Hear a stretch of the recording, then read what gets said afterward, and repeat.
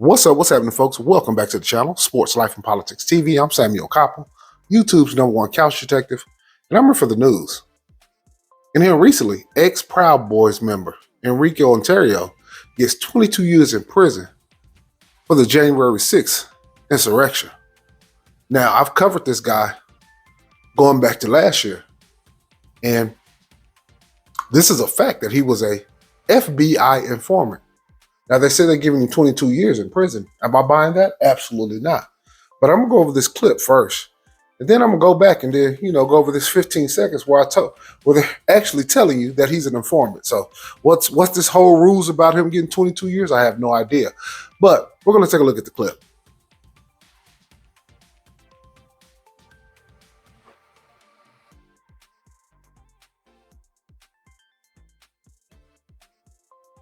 Years in a federal prison. Julia Bag, she's in Washington, D.C. tonight, where Tarrio received the longest sentence ever in connection with the January 6th Capitol attack.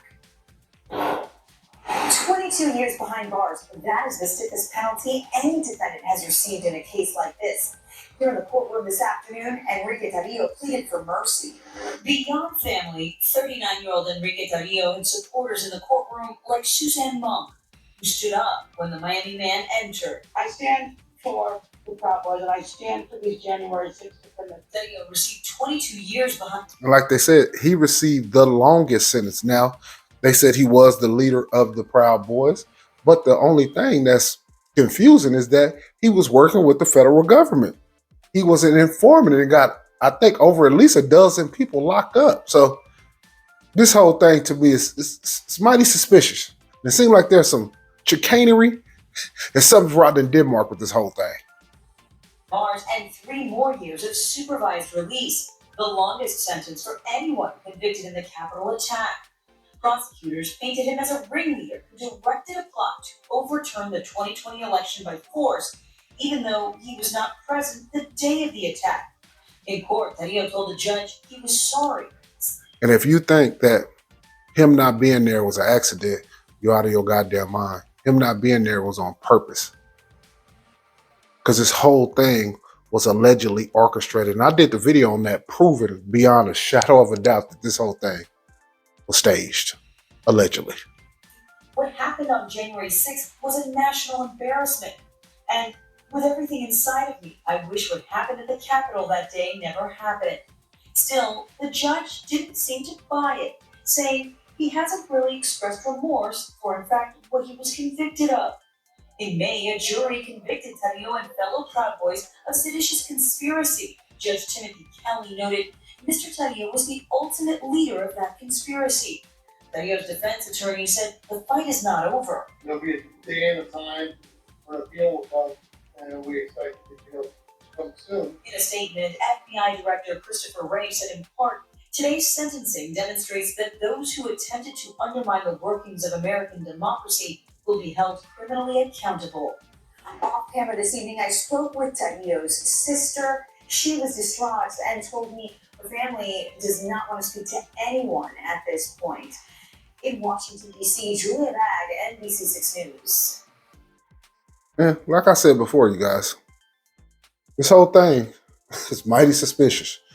Let's take a look at this small, about 15, 20-second clip of them admitting that he is and was an FBI informant. People in various cases,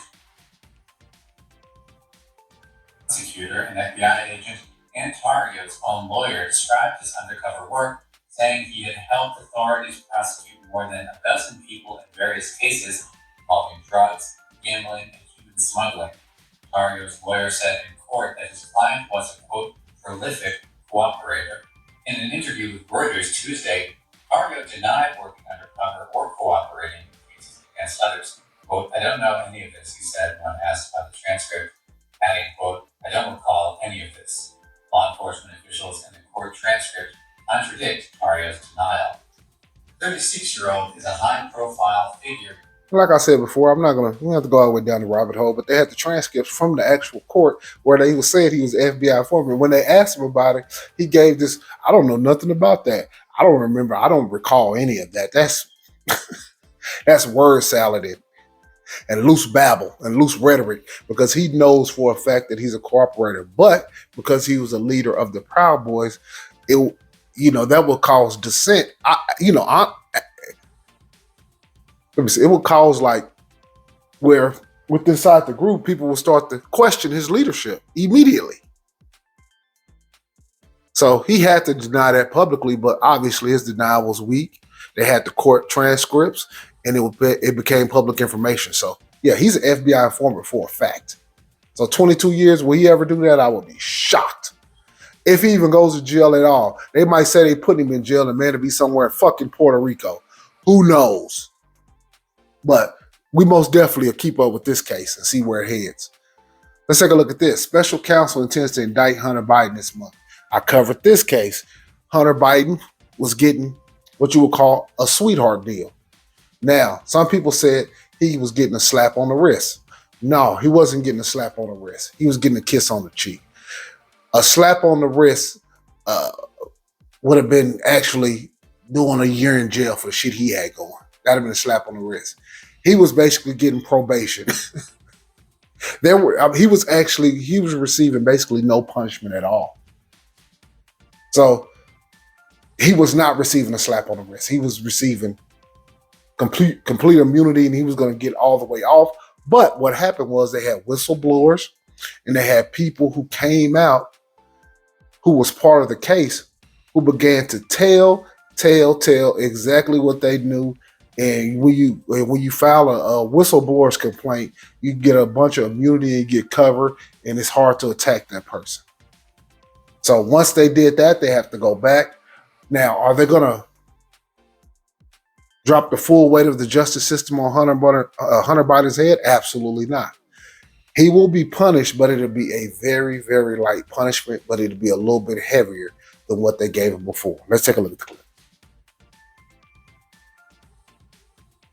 But we do begin with the breaking news. Federal prosecutors tonight in a new court filing revealing they plan to indict the president's son, Hunter Biden. They plan to file felony charges involving the illegal purchase of a gun by the end of this month.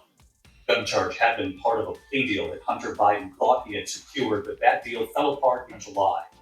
The new filing brought by U.S. Attorney David Weiss, recently named special counsel by Attorney General Merrick Garland. Weiss, who was appointed by Donald Trump, has been investigating Hunter Biden for 5 years. ABC's Chief Justice Correspondent Pierre Thomas leading us off tonight. And let me tell you what happened with that. Now, when Trump appointed, you might say, well, he was Trump appointed, so why would he give him a slap on the wrist? Well, you got to realize when he appointed him, the investigation hadn't ended by the time Donald Trump was out of office. Donald Trump was assuming that he was going to win, he was going to be in office again, and they was going to drop the whole hammer on top of this motherfucker's head. But they could not do it. Once he got pushed out, now you got a whole new regime in, and now it became extremely difficult. And all of a sudden, behind the scenes, there's bribes and there's all type of shit that's going on that we can't see. And before you know it, Hunter Biden was receiving the kiss on the cheek. So now that it became public knowledge that this whole thing was a ruse, now they have to actually do something. Tonight, Special Counsel David Weiss announcing in a court filing he intends to indict Hunter Biden by the end of the month on felony charges he illegally purchased a gun when he was addicted to drugs. The gun charge was supposed to go away as a part of a plea deal the president's son struck with Weiss, a U.S. attorney from Delaware appointed by Donald Trump, who has been investigating Hunter Biden for 5 years. As part of the deal, the president's son would plead guilty to tax crimes. But that deal unraveled in late July, and weeks later, Weiss asked Attorney General Merrick Garland to appoint him as special counsel in the case. On considering his request, as well as the extraordinary circumstances relating to this matter, I have concluded that it is in the public interest to appoint him as special counsel. Weiss has made it clear that parties are no longer in plea negotiations, telling the court on August 11th the parties are at an impasse.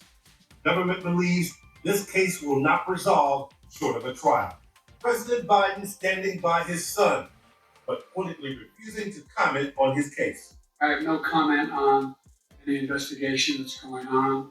That's up to the Justice Department. That's all I have to say. Hunter Biden's attorneys are preparing to fight. They believe the original plea deal on the gun charge should remain in place They said the president's son should not be indicted on that charge as long as he stays off drugs. I'll live seriously in trouble, David. Here. Which is going to be very difficult for Hunter Biden because he was actually doing crack. I mean, look, most white men of influence and in the position that he's in, yes, they might have dibble and dabble and all type of drugs, but usually crack ain't one of them. Usually some kind of coke, occasional methamphetamine, that type of stuff. But he went straight to the crack rock. So this is a real live dope fiend we dealing with here at Hunter Biden. So everything he deserves. Will he get enough? Absolutely not. But, there's no such thing as fair. Period, point blank. Let's take a look at this next clip. McConnell says he plans to finish his Senate term despite his health risk. Now, I covered this case. And in the video, I called the man Mr. Freeze because for some reason, the man froze up and turned into a mannequin right in front of the podium. Now, obviously, he's 81 years old and he's having real life health concerns. Now they're getting on TV and lying and saying that he's all right. The man froze up for the second time in less than a month and a half. Something's wrong neurologically. He's probably started the early stages of Alzheimer's or Parkinson's or something of that nature. But whatever it is, it ain't nothing. And he ain't just had a small mental lapse. Yeah, this is a whole breakdown that's happening. Let's take a look at the clip. Capitol Hill today, there were new questions about the longest-serving Republican leader in Senate history. Even one of Mitch McConnell's colleagues is now doubting the diagnosis of the Capitol physician. The CBS's Nicole Killian reports the 81-year-old says he plans to stay in office. Senate Minority Leader Mitch McConnell dismissed questions about his health this afternoon and vowed to stay on. I'm going to finish my term as leader, and I'm going to finish my Senate. Thank you, He couldn't even finish that sentence correctly. He said, I'm going to finish my term as senator and my leader. Let me see what he said again, but he couldn't even finish that sentence correctly. McConnell dismissed questions about his health this afternoon and vowed to stay on.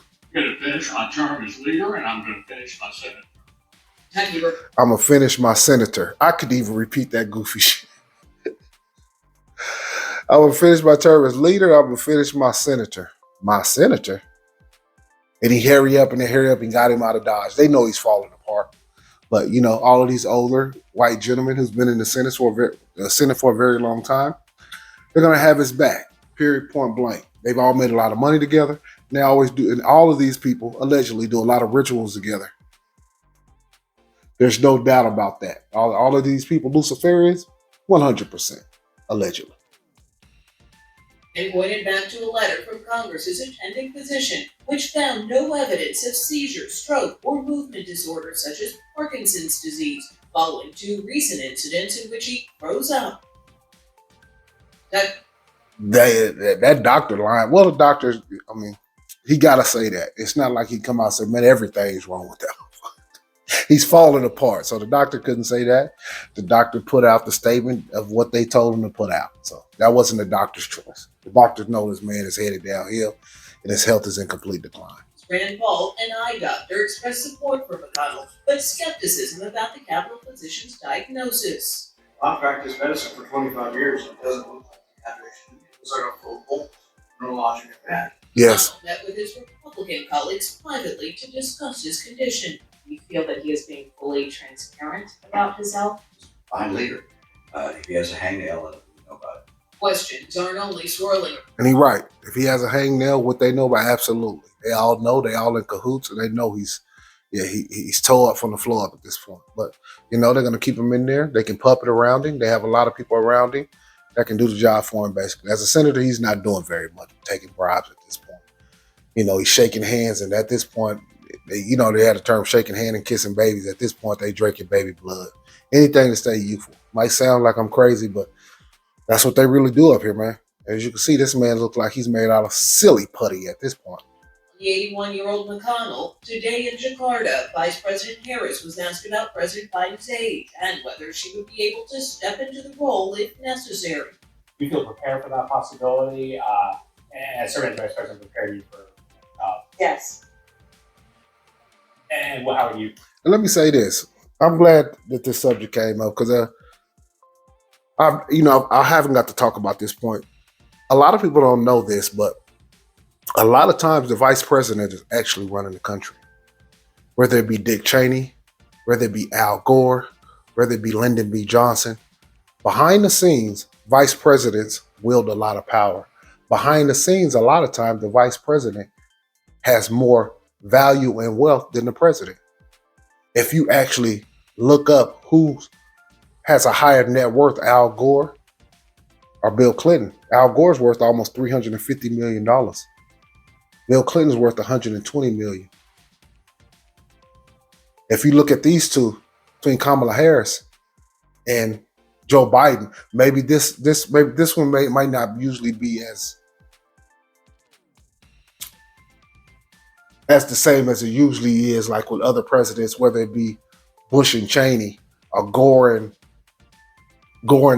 Clinton, because she hasn't been in Washington as long. But when Biden was in the White House with Obama, Biden wielded more power than Obama, believe it or not, because he was a long-term senator. When Lyndon B. Johnson was vice president for JFK, he held more weight. Why? Because he had been a long-term senator out of Texas for a very long time. He was a Democrat. And when JFK was assassinated, believe it or not, he knew that was coming allegedly and was ready for it. Because 1 year later, they passed the Civil Rights Act. And that Civil Rights Act was not black people's idea. That came from liberal Democrats. That's a fact. Jewish liberal Democrats. But they was all in cahoots together, because that's the only way you can get it passed. But I want to let y'all know, when George W. Bush was in the White House, it was Dick Cheney that was running the country. That was his decision to go to war. When Obama was in office, it was Biden who was running a lot of things behind the scenes, because he holds all the weight. He has all the connections inside the political arena. Obama was a new booty in there. Al Gore, all of his money, all of his connections, he was running way more than what you think. But, I just want to, cover that topic. Describe that process. Well, first of all, I'm answering your hypothetical. But Joe Biden's going to be fine. So that is not going to come to fruition. Every vice president understands that when they take the oath, that they must be very clear about the responsibility they may have. Take over the job of being president. I'm no different. Right. And when you think about that, why did they edit that part into there? What was that about? Joe Biden's health is obviously declining. He's on the downside. But would I be surprised if Kamala Harris became president? Absolutely not. I don't think any of us would be surprised because of his health concern. But what people don't know behind the scenes, a lot of these vice presidents hold a lot of weight and they're truly running the country, believe it or not. Same went for Ronald Reagan when he was in the White House.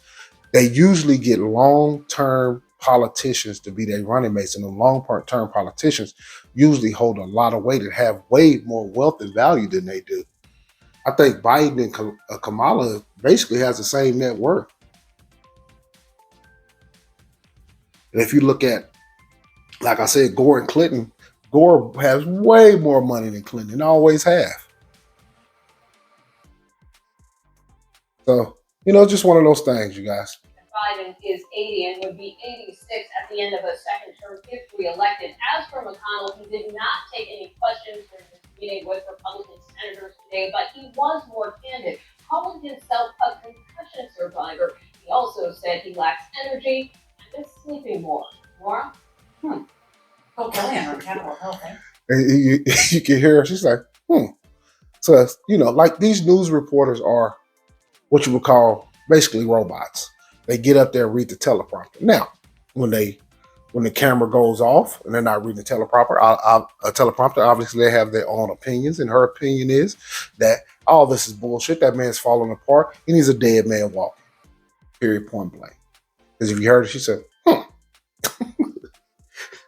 That's Negro for yeah, right.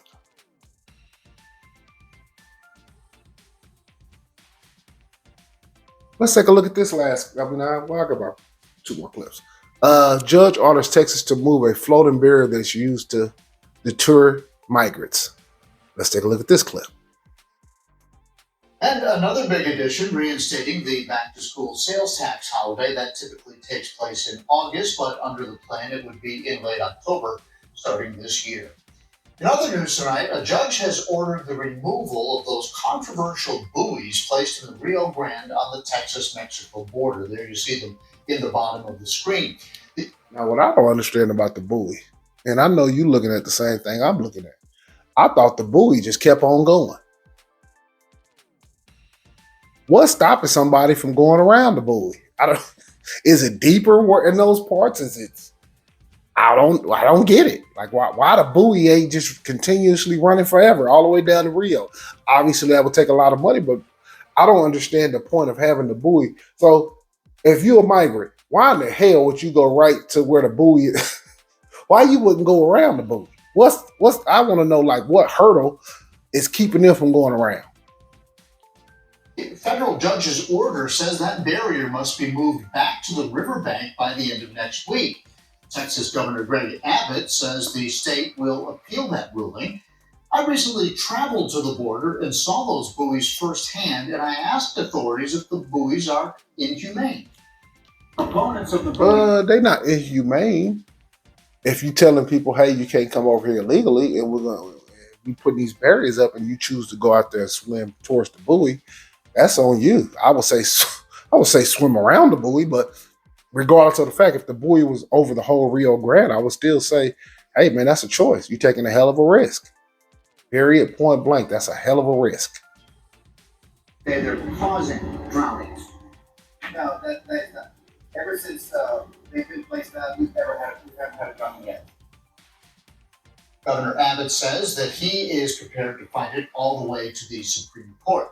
The U.S. Justice Department accused Texas of installing the barrier on the international boundary without permission, but Abbott says the barrier is necessary to deter migrants from reaching the U.S. Well, I mean, if your country has a border, you can't blame nobody for that. Period. You just can't blame nobody for the border situation. You don't want people in the country illegally, because there is a way to get in America legally. But I got two more clips. I wasn't going to go over this heat, but I want to go. I got two more clips. Man provides insights to Burning Man escape. Now, every year in Nevada, they have this pagan ritual called the Burning Man Festival out in the middle of the desert, where they do pagan rituals and all type of demonic things are going on out there. People just say it's just a bunch of free spirits, which is code word for Luciferians and pagan worshipers. They get out there and they burn and they sing and they have orgies, and believe it or not, people take children out there too. And it's a lot, and I mean a lot of celebrities who go out here. Now, just so happened this year, God almost drowned them motherfuckers. You know, it's just a sign of things that's coming, if you ask me. But let's take a look at this clip. Well, you've seen the mess that was Burning Man 2023. Intense rain flooded the normally dry lake bed the festival calls home in Nevada, trapping thousands of people in the mud. Among the thousands was a Minnesotan who says this was his favorite festival he's ever been to. Morgan Wolf caught up with him tonight after he made it home safe. So you were one of the 70,000 people that were trapped in the desert. I was, yeah. It was incredible. It's actually the best Burning Man. I've had 3 of them so far. Jeff Rada is very familiar with Burning Man, but if you aren't, it's usually a 9-day. Like I said, it's extremely demonic, and there's a lot of. See, the way they edit this, they're gonna give you a small clip, but they're not gonna give you all the shit that's going on. You can go on YouTube and kind of look up some of the stuff that's happening at this festival, but it is a bunch of pagan worship. And it is a bunch of ritualistic things that are happening at this festival. It got to where they're starting to take children out there to these pagan rituals. And as you can see, this big monster, whatever the hell you want to call it, with eyes and flames and sharp teeth and all type of sick demonic shit is going on out there. And God almost drowned these people. EDM music festival filled with Free spirits who love art and culture. It happens in the Nevada desert. A lot of the folks like Diplo will play at 4:40. Usually people get covered in glitter and dust, but this year, mud was the main accessory. Halfway through, I realized for one thing to be an equal and opposite has to exist. So for us to be able to enjoy all these fun burns, all this other stuff, we have to have some crazy fun sometimes. And so yeah, I just said, screw it, this is Burning Man. I embraced it. Torrential rain led to the festival telling people to shelter in place. No use of bikes or cars was advised until Monday afternoon. An optimist and an experienced so-called burner had one letdown. I was actually disappointed that folks were, throwing more parties in the camp and that people were having more fun with it. Even after he had his boots stolen and had to walk an hour in the mud, no complaints. I'm just really curious. What state were those white tennis shoes in? They actually weren't that bad. As for this drone shot of the cars that you saw leaving the festival, Jeff says that traffic always happens. The traffic actually wasn't as bad this year. But after staying up for 36 hours straight, including an 18-hour trek home to Scottsdale, the experience wasn't just muddy, it was very memorable. It was still an awesome experience. I thought we would have danced a little bit more in the rain, but I think that's the only thing that I thought was the negative that came to mind. Jeff says that people at the festival were all about helping each other, sharing food, water, and places to stay. And in total, 72,000 attendees. But if I were sleeping in a wet tent with a lot of mud, I don't know if I would have had as good of a optimistic outlook as Jeff. Yeah, it's one of the things. They do that every year here in Vegas. I mean, not in Vegas, but in the Nevada desert, not too far. But it's like out in the middle of nowhere. So enough rain could have drowned all them people. But when you're out there doing pagan rituals, this was a sign of things to come for these people. So no doubt about that. But let's take a look at this last clip of the day. Fugitive, Pennsylvania killer seen escaping from prison in new video. This man did some Spider-Man shit to escape out of prison. Every few months, you always have somebody who escaped from prison, who's on the run and on the go. And, I like to cover these cases because there's some real life MacGyver shit that's going on in some of these clips. Let's take a look at this. Alarming images following this urgent manhunt in the Northeast for an escaped murderer breaking free from prison west of Philadelphia. Tonight, here this stunning new video of the convicted murderer, how he escaped from that Chester County prison, first in a narrow hallway, then scaling the walls with his hands and feet, able to climb up onto the roof. Authorities believe he is still in that region, a heavily wooded area, and here's ABC's Trevor Rawl in Pennsylvania. Tonight's stunning new video showing the daring prison escape of convicted killer Danilo Cavalcante, now on the run for nearly a week. At 8:51 a.m., Cal. And will they find him? 100%. Either dead or alive. But they will find him. There's no doubt about that. But they like to find him alive and drag him back in and let him know, hey, he'll never escape again. Yeah. What I don't understand about people who escape from prison, what do you think you fist to do when you get it? What you fist to start a new life? What you gonna be, a Pizza Hut delivery driver? Like, what are you about to do when you escape from prison? Where are you going? Like, what? This whole notion that what are you gonna do? Start a family? Like, what the hell is going on with these people who are escaping from prison with no plan of going nowhere but to the woods? So you just escape from prison to be on the run in the woods with nothing to eat. Shit, you could have stayed in prison and ate for free. So I don't understand it unless you had this magnificent plan of meeting somebody on a yacht and going to another country, having facial reconstruction surgery, changing your identity, you had passports, money. Now I understand that. Or if you're in Mexico, you're part of the cartel and they coming to get you, I understand that.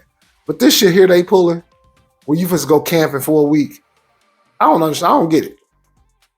From the prison, had to crowd walk up a wall, push his way through a razor wire, run across the roof, scale another fence, and push his way through more razor wire. Prison officials in Chester County, Pennsylvania released... And who's supposed to been watching this camera? Saying that razor wire on the roof had been added recently after another inmate escaped in an almost identical fashion back in May. But Cavalcante was able to slip through that wire Thursday, somehow evading notice of an observation tower guard.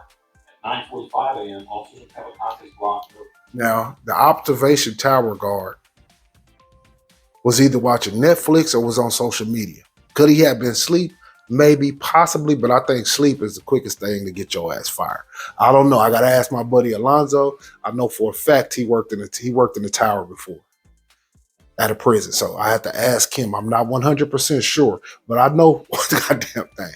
When them people be in them towers, that's some long, boring shit, and you better have Netflix, Amazon, and Hulu, because they be up there bored to fucking death.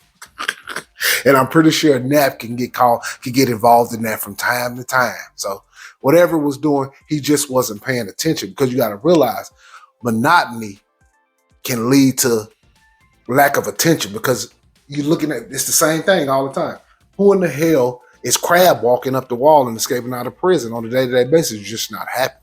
So what happens is you get lax mentally, and you just get to watching your phone or scrolling or looking at social media or watching a movie or taking a small 15-minute nap or whatever you're doing, and the motherfucker was able to escape. So now your ass is in trouble. But I gotta ask my buddy about that. He would know better than me. conduct a special count. That was nearly an hour after he scaled that wall. Prison staff didn't sound the public escape alarm or notify 911 until 10:01 a.m., 16 minutes after they realized he was missing. Authorities say overnight Cavalcante was spotted for the 7th time. Law enforcement swarming. They spotting him everywhere. Dense woods. Everything that I'm able to see, the various sightings we've had, other aspects of this investigation lead me to believe that he is still there in that area. Sources tell ABC News the extreme heat is hindering the search, making it much harder for authorities to locate body temperature signals from their helicopters above. Authorities say they won't let up. It is important that we keep pressure on him as we continue the hunt. Let's bring in Trevor online in Pennsylvania again tonight. Chester County officials, Trevor, are facing tough questions tonight about how the convicted murderer was able to escape. You saw that video there you just reported on. They've been warned about this prison. That's right, David, especially after that first prison break in May. But the acting warden says outside security consultants told them adding that razor wire to the roof would prevent an escape like this from happening again. That obviously wasn't the case. And now that tower guard who didn't see or report Cavalcante's escape now an administrator. David, Trevor Roll, live in Pennsylvania tonight. Trevor, thank you. So there was 2 lapses. Security company said the razor wire will prevent it, and the tower guard was either asleep watching Netflix or scrolling through social media. I will lean towards social media, Netflix, Hulu, Amazon Prime.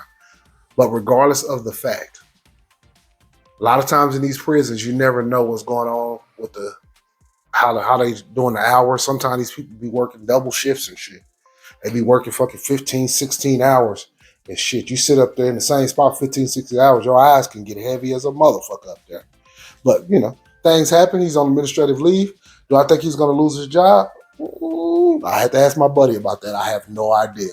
But this has been Sports Life and Politics TV. I'm Samuel Koppel, YouTube's #1 couch detective. I'm here for the news. Hit that like, hit that subscribe. I just took your ass on a vice president, so usually running the country right.